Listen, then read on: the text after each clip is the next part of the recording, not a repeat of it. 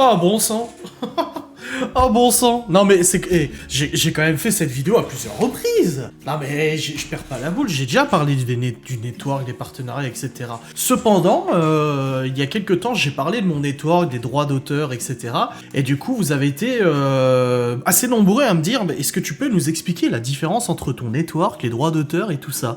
Pourtant, je pensais avoir été assez clair. Donc ce qu'on va faire, allez, on va rigoler. On va rigoler parce que je vais vous faire un dessin. Vous savez, mes talents de dessinateur. Hein. Et je vais vous faire un dessin pour vous expliquer un petit peu mieux. Donc on va faire ça ensemble. Hein. Donc là, je vais mettre en route l'enregistrement. Boum.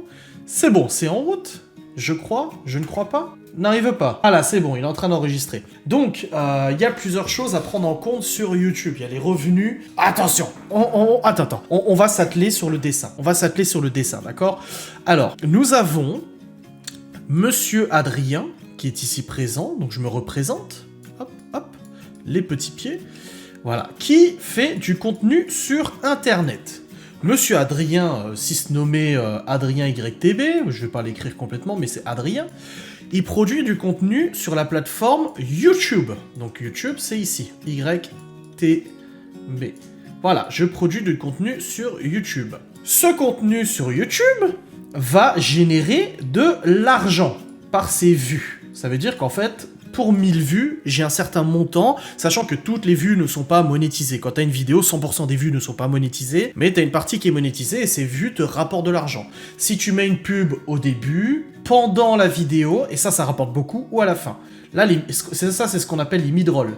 Les mid-rolls, ça rapporte beaucoup. Plus il y en a, mieux c'est. Ah, tu te gaves. Là, c'est... Bon, peut-être pas quand même, mais voilà, tu comprends le truc. Ok?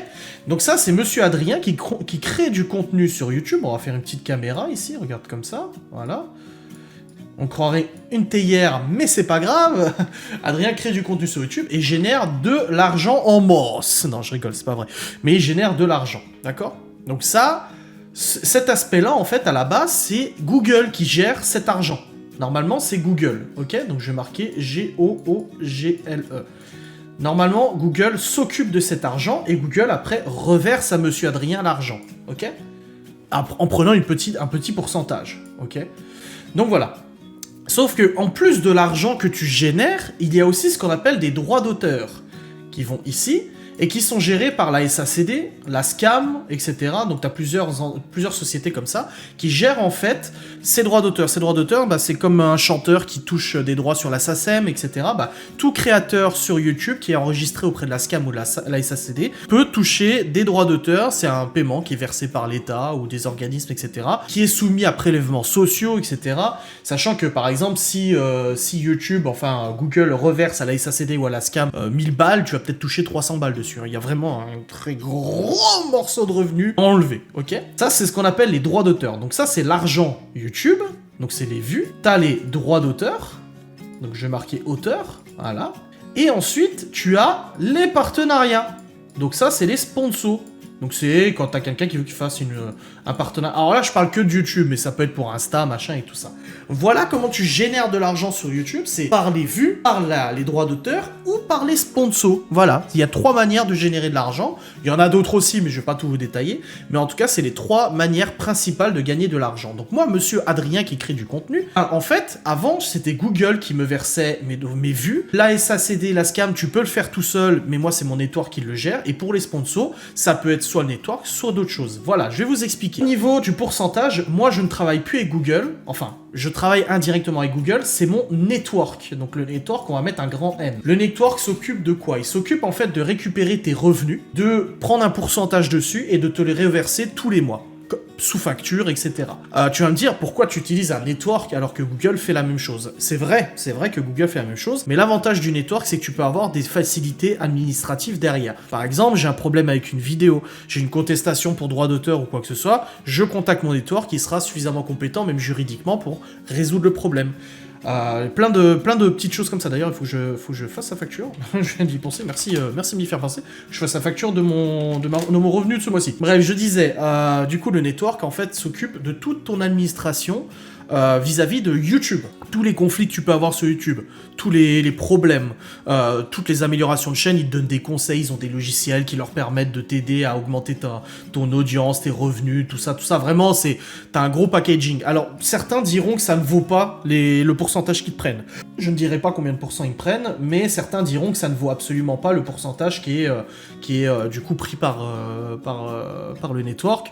Moi, je trouve qu'au pourcentage que j'ai réussi à négocier avec eux, ça va. Franchement, ça va. Attends, je génère juste ma facture, hein, parce que j'ai oublié.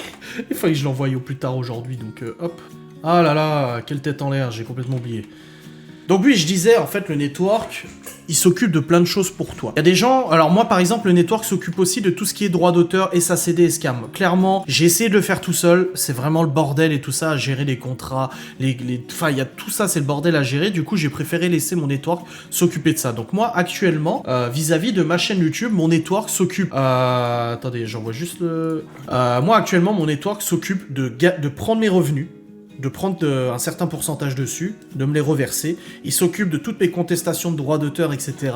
Il s'occupe aussi de tous mes revenus de droits d'auteur. Tous les ans, je touche un montant pour mes vidéos. Plus tu fais de vues et plus tu as de l'argent. Et il s'occupe de quelques sponsors. Voilà. Actuellement, mon network s'occupe de ça et je trouve qu'on a une bonne relation et que c'est pas mal vis-à-vis du pourcentage qu'ils me prennent. Franchement, moi, j'y trouve mon compte. D'autres ne trouveront pas leur. Avant, ensuite, les sponsors. Alors, les sponsors et les partenariats, tu peux travailler avec ce qu'on appelle des agents ou des agences publicitaires. C'est des agences, en fait, qui s'occupent de s'occuper totalement. Alors, soit tu as des contrats de gestion, des contrats d'acquisition, c'est-à-dire que soit tu as des agences qui t'apportent une collab. Ils disent, voilà, je te propose une collab avec, je sais pas, les huiles d'olive Puget ou je sais pas quoi. Ils vont te dire, voici le budget qu'ils ont, et en fait, eux, ils vont prendre un pourcentage sur la collab et te reverser le rest. Et tu vas bosser. Donc ça, c'est de l'acquisition, c'est du one-shot. Mais tu as des agences qui vont te proposer un contrat d'exclusivité ou un contrat de gestion. Ils vont te proposer, comme il y a quoi, il y a WeAgency, WeEvent, là, avec Nikki Cosmetics, et il y a les plus connus, comment ça s'appelle, l'agence c'est une influenceuse aussi. Ça s'appelle Just Go Agency, un truc comme ça. Et en fait, eux, ils vont prendre ta boîte mail, gérer ta boîte mail et gérer tous tes contrats. Alors, ça peut être bien parce qu'ils peuvent t'amener des collaborations que tu n'aurais pas eu tout seul en freelance, tu vois. Donc ça peut être sympa. Et bon, moi, perso, je préfère gérer moi-même mes collabs. Bon, je reçois souvent des messages de gens qui me disent « Ouah, tu dois être trop dégoûté quand tu vois ce que les autres font comme collab et toi, t'en as pas, machin. » Des fois, on m'envoie des captures d'écran d'influenceuses qui font des collabs pour tel et tel truc. « Ouah, toi, t'as pas eu ça. » Oh, mais réveille-toi, j'ai 36 000 abonnés. J'ai pas beaucoup d'abonnés en soi. Il faut vraiment se rendre compte qu'il y a des paliers. Par exemple, au-dessus de 50 000 abos et au-dessus de 100 000 abos, c'est des paliers où les annonceurs, les agences, etc., quand elles vont vouloir faire une collab, ils vont aller filtrer tous les influenceurs au-dessus de 50, au-dessus de 100. Moi, quand je gérais encore il y a quelques années des collabs et tout ça, qui n'étaient pas les miennes, je peux vous dire que passer la barre des 100 000 abonnés a été incroyable niveau collab. Ah, au-dessus de 100 000, t'as l'impression que t'es sorti la tête de l'eau et que tout le monde te voit. Tiens, t'existes. Ah ouais. Alors qu'en fait, en dessous de 100 000, je peux te garantir que t'es beaucoup moins capté par les agences et tout ça. Et c'est pour ça que oui, non, j'ai pas 50 000 collabs. Non, je suis pas en PLS en me disant je veux trop de collabs, Non, parce qu'en fait, j'ai pas non plus envie d'en faire trop non plus. Clairement, YouTube, Twitch, etc. me permettent d'avoir un revenu confortable.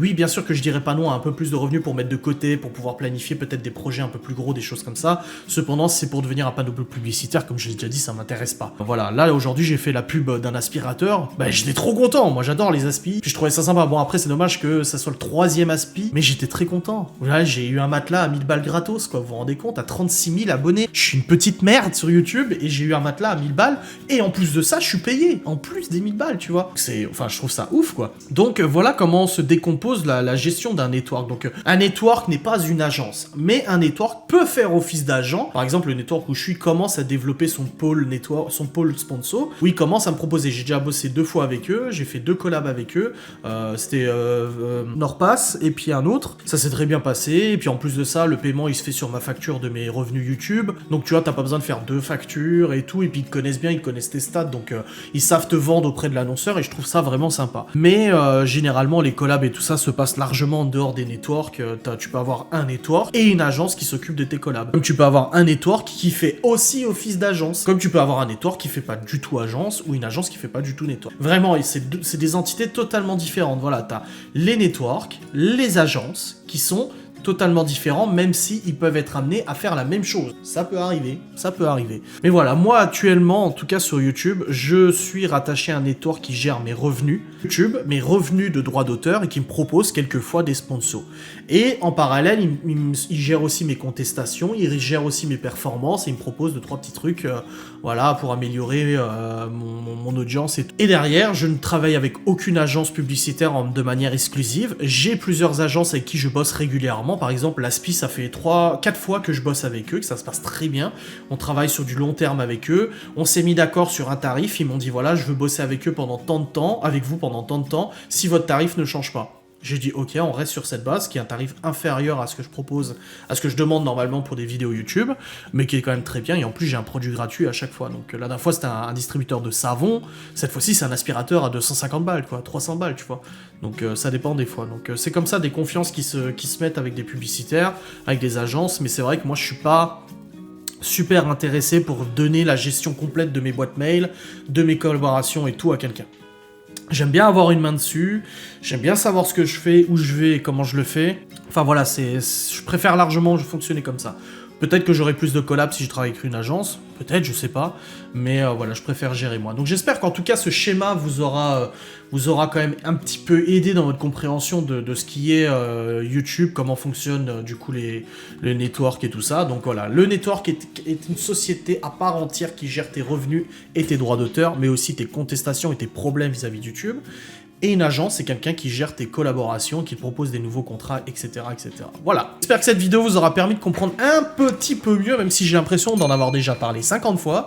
Mais bon, vous aimez bien, voilà, que je vous raconte un peu les coulisses de tout ça, donc c'est le cas actuellement. Donc n'hésitez pas à commenter, liker, vous abonner comme d'habitude, et je vous dis à très vite.